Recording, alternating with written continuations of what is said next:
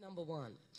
Now, for your first in-home meeting or initial interview in a public place, you may want to find out, as from my experience, I have felt that public places are not the best place for me to meet with my couple.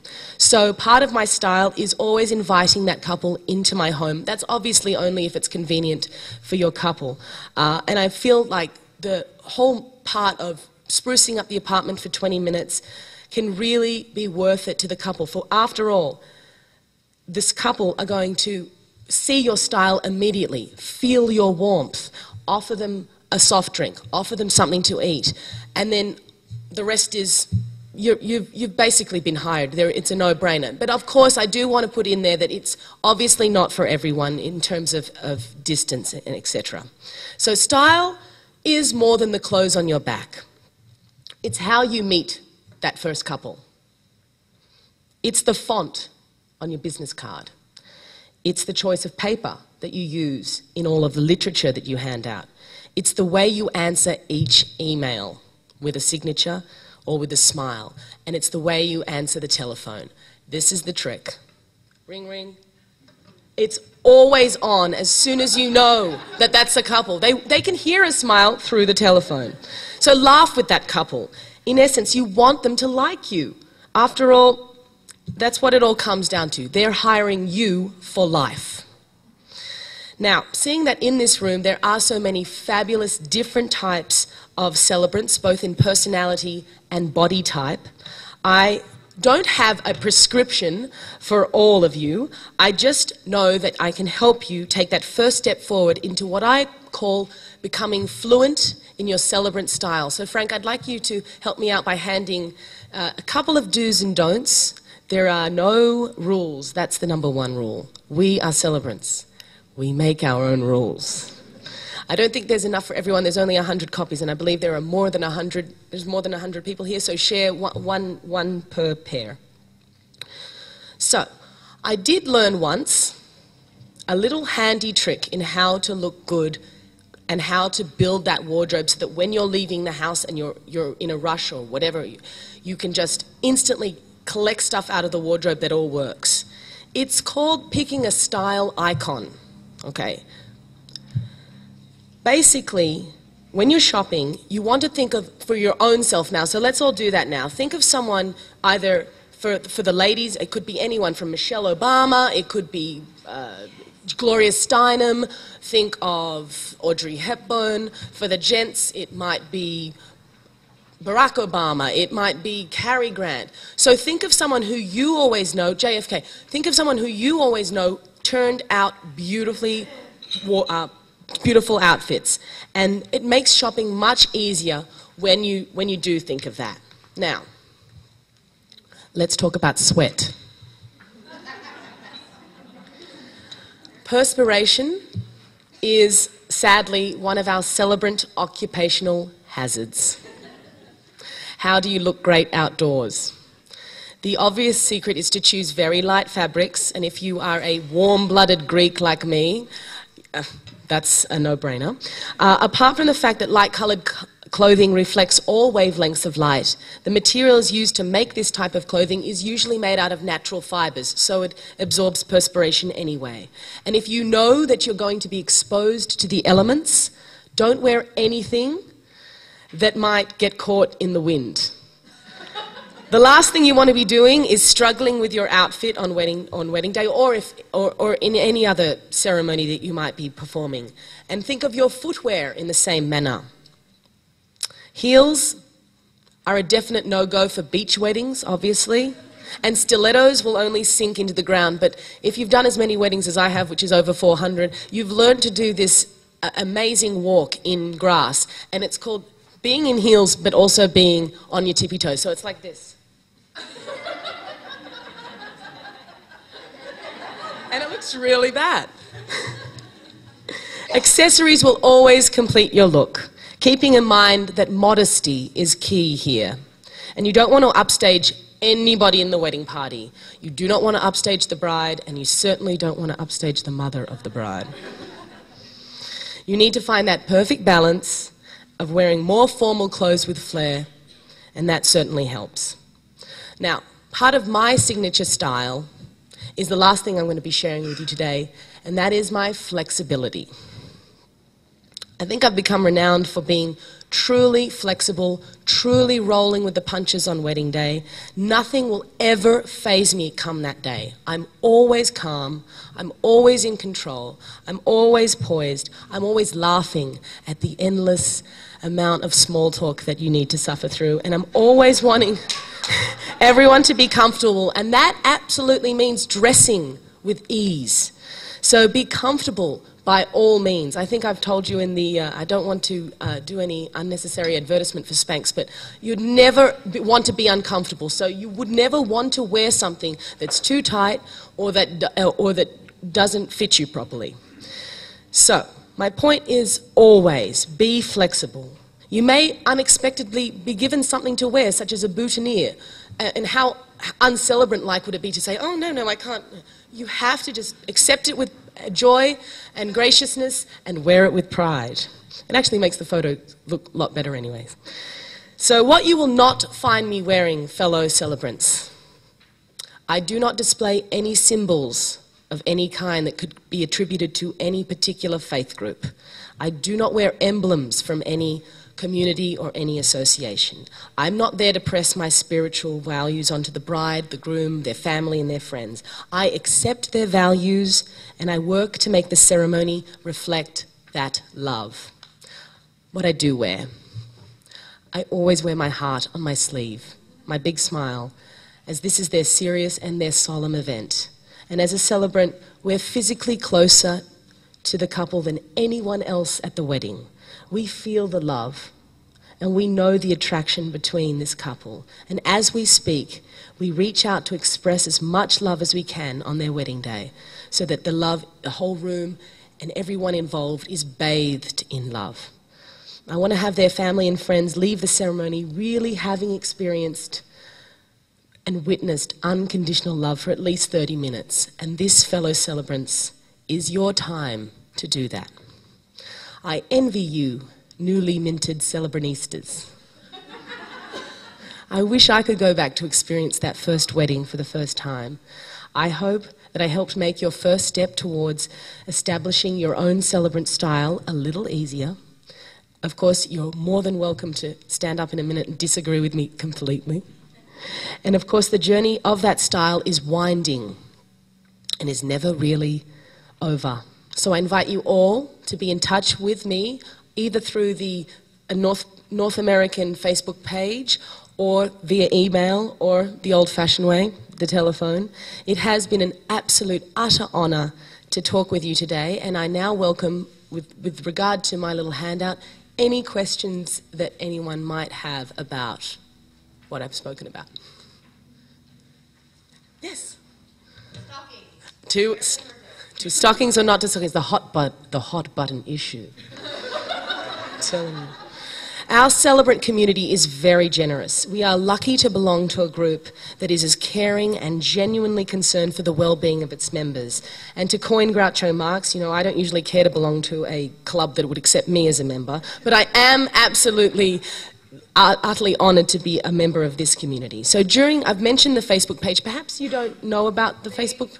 Once they graduate, they get. Okay, yeah, exactly. Once you get that key to the Facebook page, then your life will be so much easier. We share rituals, we share templates, we share poetry, we share everything, including whether to wear stockings or not. Now, at last count this morning, there was a staggering 32 comments. All of them had to do with stockings. I asked 3 questions of the celebrant community. They are, do you have a celebrant uniform? Do you have your own set of rules governing what you will and won't wear whilst officiating? And 3, have you ever worn an outfit you regretted? Yeah. So let me address that issue. Don't get me started with the stockings, all right? Part of the reason that I wanted to talk to you today is that my style of dress as a celebrant has radically changed since I first became a celebrant.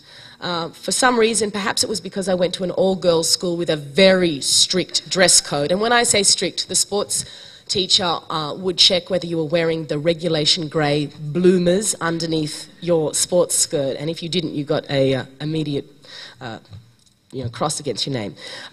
So at the very beginning, I set for myself such a strict set of rules, which was I always wore stockings. It didn't matter whether it was 110 degrees, it didn't matter, no matter what. And there was some very rigid protocol that I dictated as well is with regard to my hair. I would never wear my hair out. I felt, oh no, the bride's going to think I'm trying to be too glamorous. I have to wear a very strict nun's bun. And I would turn up and my hair, believe me, it took a long time to do and it wasn't comfortable at all. So one of the things I think about stockings is to be weather appropriate. I think I can quote Charlotte. She's going to strip. That was her. She said I could quote you on that. Finally, to answer your question, on a certain 110 blistering New York heatwave Central Park wedding day, I wore those stockings, and I remember this sudden rush of clarity. It doesn't need to be like this.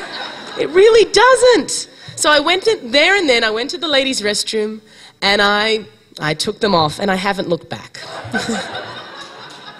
Any other questions? Charlotte? When our female and male celebrants interview their couples, what should they wear at that interview? Absolute business casual. This is something really important. For ladies, this is your time to wear elegant pants. This is your time to wear all those colours you're not allowed to wear. For instance, an all-white look. And there are some traditions that should never die. It does depend. I mean, I've been thinking about this. For the same-sex marriages of two gentlemen, I feel, I haven't done it yet, but I do think it's appropriate for a female celebrant to wear all white, and I certainly think it's appropriate for a gentleman considering what the weather is like. So for gentlemen, business casual, you have to look, and I think it was, is Elizabeth Coffey here today? I didn't see her. Sorry, I'm going to quote her without her permission. She had said something really brilliant on the Facebook page. If you want to get paid a lot of money, you've got to look like you deserve to be paid a lot of money. So turning up, I mean, and I want to also preface this. I know there are celebrants from all over America, and there are obviously different, and Mexico, there are obviously protocols that are in Colorado, for instance, it's perfectly fine to turn up in cowboy boots. I can understand that. But for a certain type of wedding, I just feel business casual works the best. You may not agree with me. I'm more than welcome to offer, if anyone doesn't agree. Is there anyone who just really disagrees with that? My mentor, Julie? No. Yes, hi.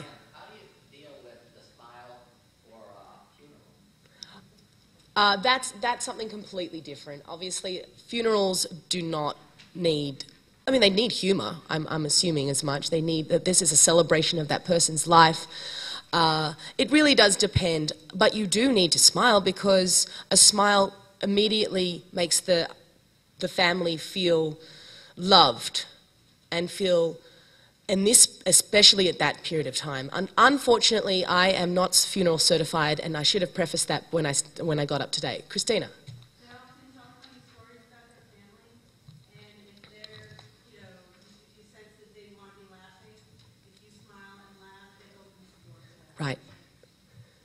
Hi, my name is Kevin Zane. I graduated last year in 2011. I'm a wedding celebrant. Just the gentleman. I've done about 50 weddings since I graduated, and most times couples never ask, what will I be wearing? I always bring it up. Great. And many times what cinches the deal is when I ask the bride if she'd like me to wear a tie that will match the color of her wedding party. You've done it. They still got smiles, and they beam, and they sign the contract. Right. And we're in love. So gentlemen, TJ Maxx, Marshalls, gorgeous ties, very expensive. Very cheap. Get every color, and it'll be... And the same goes for ladies with the pashmina.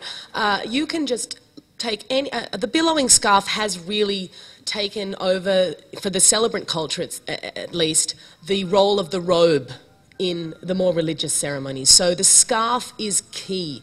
I think someone, I can't remember who, suggested just go to Target and have one in every single colour. And you will notice going forward, the years to come, you're going to see that this is the craziest thing about what's fashionable and what's so-called trendy.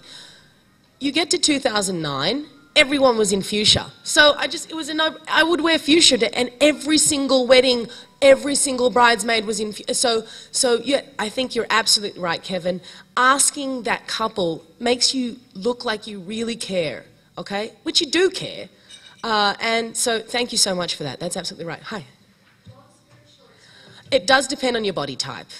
If you have an issue with your legs, long skirt looks great. And the stockings as well. Again, the stockings. We're never going to get away from the stockings. The stockings can hide a myriad of flaws. So that is another great reason to wear stockings. I look to, honestly, in terms of who my style icon is right now, is I look to Kate Middleton. She's in the royal party. She has to wear stockings. It's royal protocol. She's not allowed not to wear stockings, nor is she allowed to wear an open-toed shoe. Yes, so I think you don't have to be that extreme. And I would never, tell you to be too fundamental about this. But I do think looking at someone and how they're turned out, whether they're in the political eye or they're just someone you know. Gentlemen, take Kevin Bain, for instance. I want to let you know, Kevin, I looked at your website and you were one of the people who I said is doing it right. You're dressing really well, and the rest is all, it's all going to come to you. Any other questions? Am I allowed to, any more time? One more question? No. Oh, hi. Oh, Adam.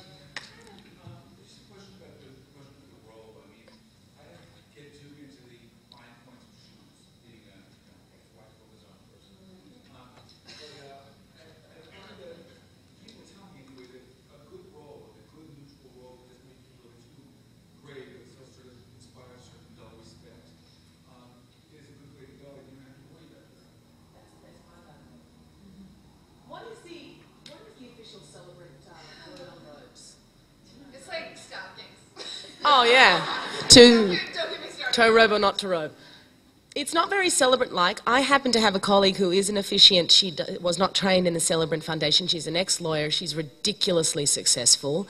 And I think part of the secret to her success is having come out of the legal field, and she still practices law, is that she wears the robe in a justice of the peace situation. I also have another colleague who's the jester of the peace, and she's on the other side of the spectrum, and I interviewed her for this research, where she does a lot of costume weddings, a lot of Star Wars, a lot of, these sorts of weddings. But one of the things that was the most important point that she really wanted you to know is that even if you come from an interactive theatre background, and she was a former clown, and I mean that in the most serious clowny way.